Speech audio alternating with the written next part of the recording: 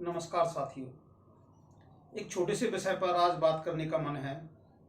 विषय है दिल्ली में प्रॉपर्टी की कीमतें और जो लोग प्रॉपर्टी कम कीमत पर खरीद रहे हैं उन क्षेत्रों के बारे में वर्णन।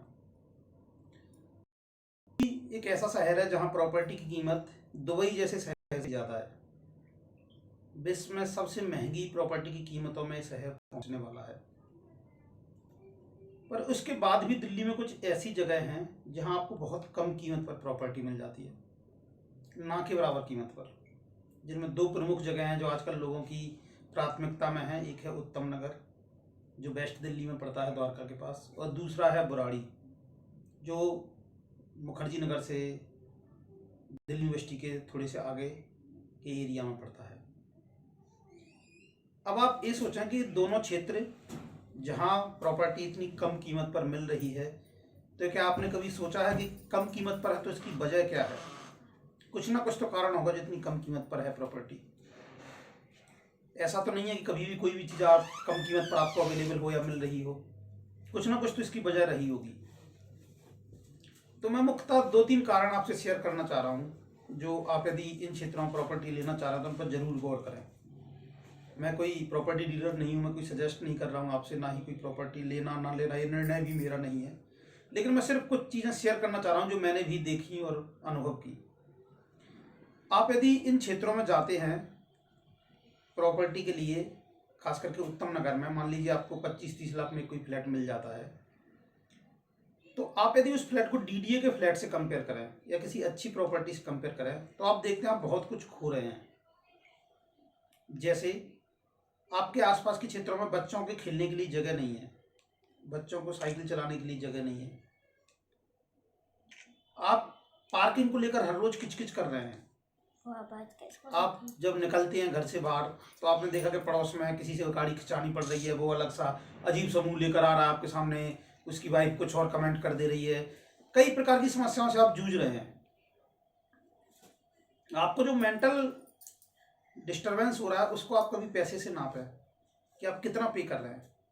आप उस 25-30 लाख को तो माप रहे हैं, लेकिन इसके अलावा और जो चीजें हैं जो आपका मेंटल एक, आप उसको भी पैसे से जरूर मापें।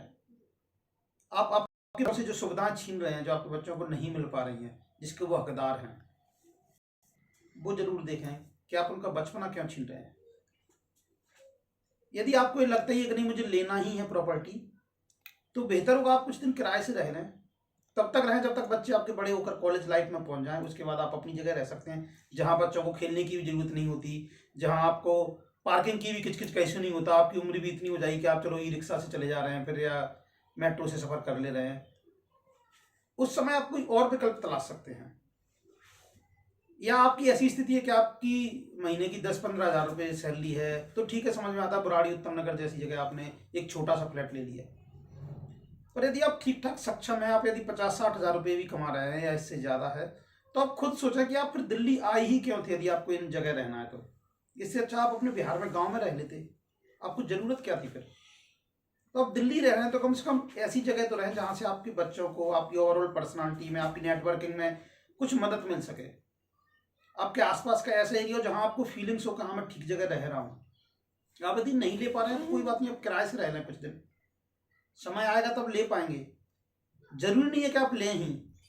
खराब चीज लेने से अच्छा है आप ना लें। आप अपने परिवार को एक अच्छी लाइफ दें, बजाय एक घर देने के एक अच्छी जिंदगी दें। जरूरी नहीं कि घर होना चाहिए, लेकिन अच्छी लाइफ होना बहुत जरूरी है। तो अच्छी जिंदगी जिए।